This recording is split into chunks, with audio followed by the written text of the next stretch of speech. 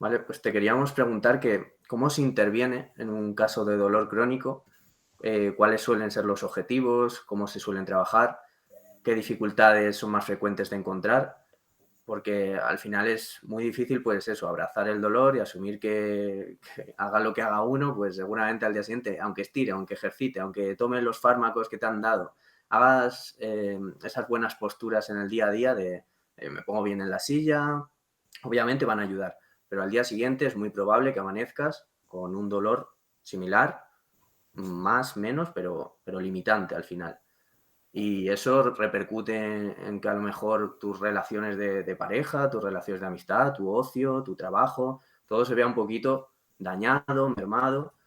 ¿Cómo se interviene desde el punto de vista psicológico? Bueno, aquí sabéis que os voy a responder pues con las dos cosas preferidas de las psicólogas, que es depende, y de las psicólogas conductuales, que es depende del análisis funcional en concreto, ¿no? Pero es que es un poquito verdad. O sea, que haya una experiencia de dolor no hace que cambie nuestra forma de intervención necesariamente, ¿no? Lo que pasa es que, bueno, voy a intentar responder a qué elementos podemos poner un poquito más de atención. Ahora bien, aquí sí la problemática de dolor cambia por completo. Primero, se puede intervenir en dolor agudo. Se han llegado a hacer operaciones bajo analgesia hipnótica sin analgesia de la otra, ¿no? O sea, se puede intervenir en dolor agudo, se puede intervenir en dolor crónico y dentro del dolor crónico va a depender mucho del tipo de dolor. Es que no tiene nada que ver el tratamiento de una cefalea por estrés al tratamiento de una artritis reumatoide, al tratamiento de un dolor oncológico. O sea, es que las variables a las que te enfrentas son muy diferentes. Por ejemplo, en un cáncer y en un dolor oncológico entran otros elementos. Y también va a tener que ver con el pronóstico, ¿no? Van a entrar en juego todos esos elementos y todo el papel que tenga ahí el dolor. Y en un caso de cefaleas por estrés, algo también que puede ser muy diferente en cuanto a que mantenga en los aspectos psicológicos, por separarlo, ese dolor. Pero bueno, algunos elementos pueden ser comunes o interesantes. Diría que habría como dos bloques o dos sentidos de la intervención. El fundamental es aprender a aceptar y adaptarte al dolor. Este es el fundamental. Y a veces también parte de los objetivos tienen que ver con poder manejarlo mejor y esto a veces implica reducir su intensidad. Es verdad que puede parecer un poco contradictorio esto de, pero si quieres aceptarlo, ¿por qué lo vas a cambiar? Bueno, pues es verdad que sí puedo tener en mi mano estrategias que hagan que se reduzca de alguna manera cuando se puede reducir, pues también está fenomenal, ¿no? Y esto no solamente es con técnicas para el control de la activación o con técnicas para, bueno, pues a través de sugestiones generales analgesias, sino también, bueno, pues cambiando ciertos hábitos, ¿no? Que hace que directamente no me duela o que la intensidad del dolor pueda ser menor por la atención que consigo prestarle. Entonces sí que hay un trabajo que a veces puede ser como más directo en que no aparezca o que la intensidad se pueda modificar o la frecuencia, pero el trabajo central tiene que ver con adaptarse y convivir con ese dolor. Yo diría que hay algunos elementos a trabajar específicos que tienen que ver, por ejemplo, con el manejo de la incertidumbre, cuando el curso del dolor es crónico, y también cuando a veces algunas de estas enfermedades son, por ejemplo, autoinmunes o es difícil predecir cuándo se va a dar el siguiente brote o el siguiente episodio. Trabajar con la incertidumbre va a ser un elemento fundamental. Porque no, a veces no vamos a saber cómo va a cursar esto. Hay que enfrentar el diagnóstico en un primer momento, si lo tenemos, en el mejor de los casos, ¿no? Hay que trabajar el diagnóstico, hay que trabajar el pronóstico. A veces el pronóstico se sabe, a veces evidentemente no, porque va a depender de muchas cosas que haga la persona y que ocurran. Así que está constantemente cambiando lo que había planificado, anticipado, diseñado para su vida y, y tiene que aprender a adaptarse constantemente a cosas que no sabe cómo van a ir y que en principio pensaba que iban a ir de una manera. También creo que tenemos que trabajar en la pérdida de lo que era antes mi vida o la pérdida de algunas actividades y aspectos casi identitarios cuando el dolor cambia mucho mi vida. Cambia a veces tanto mis hábitos, mi forma de estar, mi forma de comunicarme, que, bueno, pues de alguna forma pierdo, por decirlo de alguna manera, parte de lo que yo hacía, de lo que yo era, ¿no?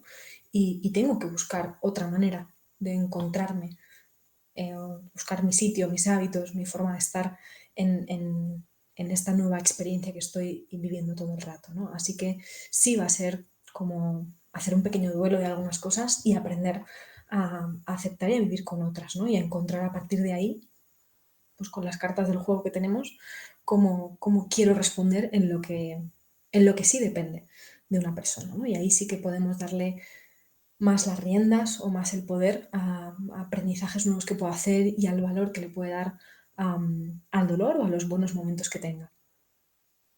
O sea que eso, incertidumbre, pérdida, suelen ser como ideas relevantes o aspectos relevantes a tratar. Como decía al principio, el que conozca bien su dolor a veces también es el grueso de la intervención. No solo que conozca cómo funciona el dolor, sino cómo funciona tu dolor. No con el objetivo de predecir absolutamente todo, pero evidentemente sí tienes que manejarte con esta enfermedad y con esta reacción para saber qué te viene bien, qué necesitas y cómo quieres responder cuando tengas una elección. Pero de alguna manera ese control sí que nos gusta, el tener cierto margen para saber qué me viene, qué puedo hacer, qué me viene bien, cómo ahora necesito cuidarme. Antes sabía hacerlo, ahora se vienen un montón de aprendizajes de lo que ahora me viene bien. Lo has nombrado, me gustaría si pudieras profundizar un poquito más brevemente en qué hábitos y cómo pueden afectar estos hábitos en la percepción del dolor o en la cronificación del dolor, hábitos de descanso, de dieta. Sí, todos esos son importantes, pero a la vez depende un poquito de la problemática, ¿no? Hemos dicho, por ejemplo, en lumbalgia crónica, en dolor lumbar crónico, pues tener un buen control postural, no llevar una vida excesivamente sedentaria, pues puede ser elemental, pero a lo mejor eso en otra patología de dolor crónico pues no es tan relevante, ¿no? Entonces es verdad que ahí la prevención en cuanto a hábitos, de nuevo creo que tiene mucho que ver con el tipo de problema de dolor en particular. Todo lo que tiene que ver con alimentación, deporte, postura, movimiento, evidentemente va a tener mucha relevancia.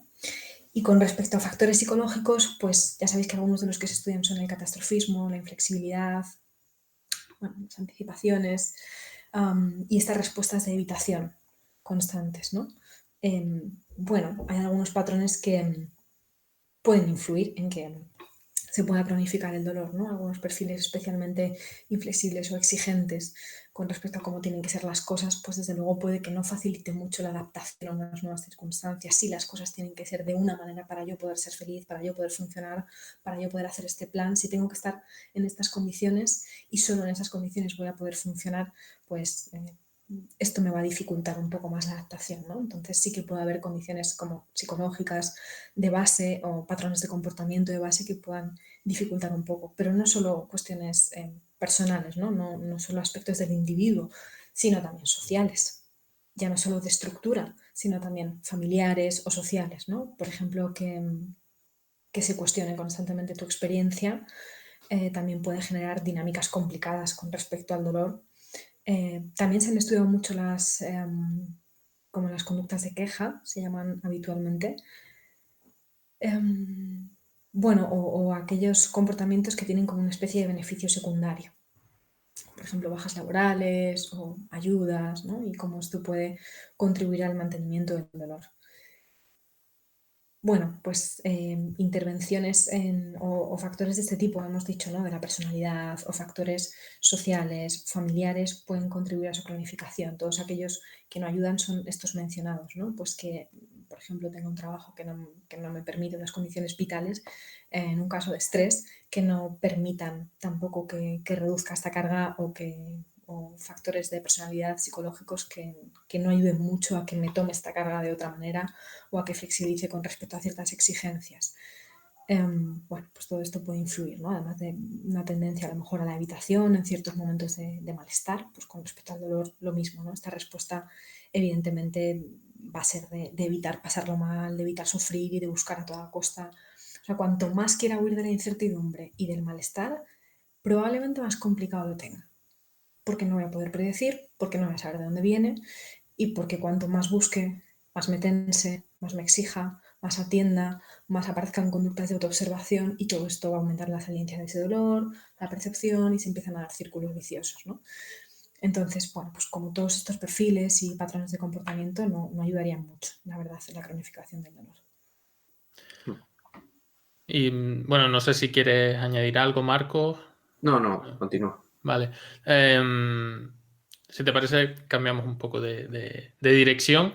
Quería preguntarte concretamente cuál es el papel que tenemos los profesionales de la psicología en la intervención del dolor crónico y cuál es la presencia de estos profesionales en unidades del dolor en España ahora mismo. Si se nos tiene en cuenta, si hace falta más, ¿cuál es el papel que tenemos ahora mismo?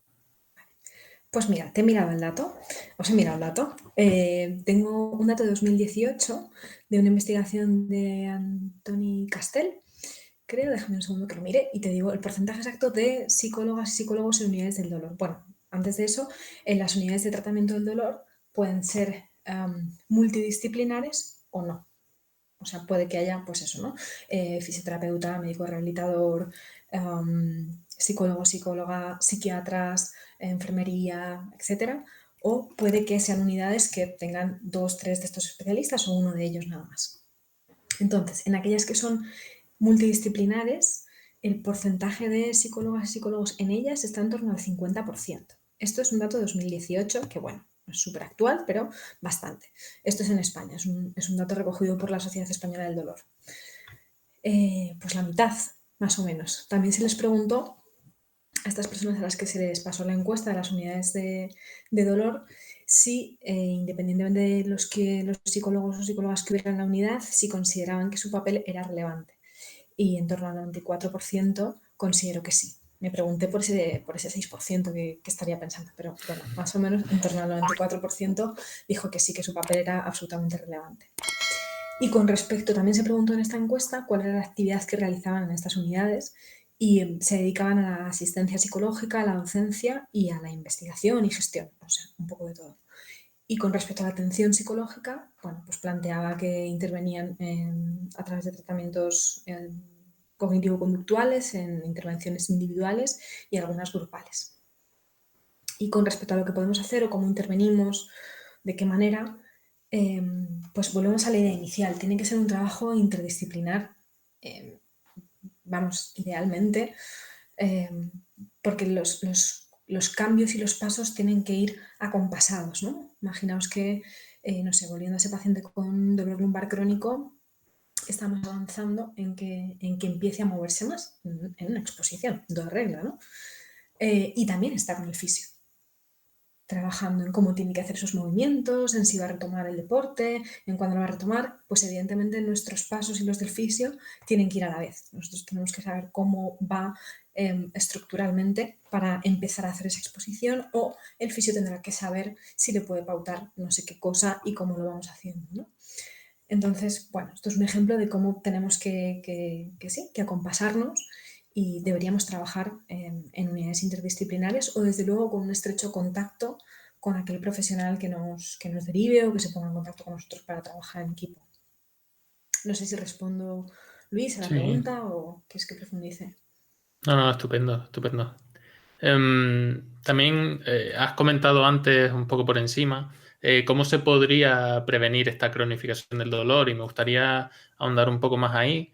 Y quería preguntarte, ¿existen programas de prevención del dolor? ¿Y cómo se podría prevenir esta cronificación del dolor? Pues, ostras, ojalá una respuesta para una prevención del dolor. Yo no conozco programas de prevención del dolor así generales. Sí hay programas de prevención para dolores específicos. Hay maneras de prevenir una lumbalgia crónica, las hay. Y algunas tienen que ver, por ejemplo, con escuela de espalda. ¿Hay forma de prevenir que un dolor postquirúrgico se cronifique? La hay y tiene que ver con estrategias farmacológicas previas a la intervención quirúrgica y tiene que ver con dar información previa a la cirugía. Todo esto previene el dolor que tengo después. Entonces, tendríamos que irnos, ¿no?, a cada uno de los dolores a ver cuáles son las estrategias de prevención. Por ejemplo, también en cefaleas, por poner otra de ellas, ¿no? En la prevención del estrés y de identificar como desencadenantes de alguna manera también puede ser una manera de prevenir que algunas personas acaben desarrollando estrés y cefaleas en concreto. Entonces, para cada problemática habrá programas específicos, ¿no? Los hay, existen, pero son un poco más concretos. También, como decíamos, por recopilar lo que hemos ido mencionando a lo largo de la entrevista, las estrategias de educación, de información, son elementales. Al final también me estás dando algo de control sobre cómo va a ser mi respuesta y me va a permitir elegir y moverme un poco más a gusto cuando tenga esa reacción, cuando en ese momento, ¿no? Quizá pueda elegir entre alternativas cuando sé lo que hay, cuando sé lo que va a pasar. Información sobre cómo funciona el dolor e información sobre cómo funcionan otros procesos, ¿no? Volviendo al ejemplo de escuela de la espalda, pues a lo mejor tengo que saber cómo afecta el sedentarismo a ciertos dolores, a ciertos problemas lumbares, cervicales o lo que sea. Ergonomía postural sería un ejemplo de prevención del dolor también, ¿no? Y prevención de otras problemáticas. Entonces, hay muchos programas de prevención. Yo creo que en la parte solo psicológica, que ya hemos dicho que no se puede separar, pero a lo mejor ahí tenemos menos prevención. Ahí yo creo que es como menos intuitivo que nos digan que el reposo, por ejemplo, o que la evitación del movimiento por miedo a sufrir un dolor a veces es más problemática.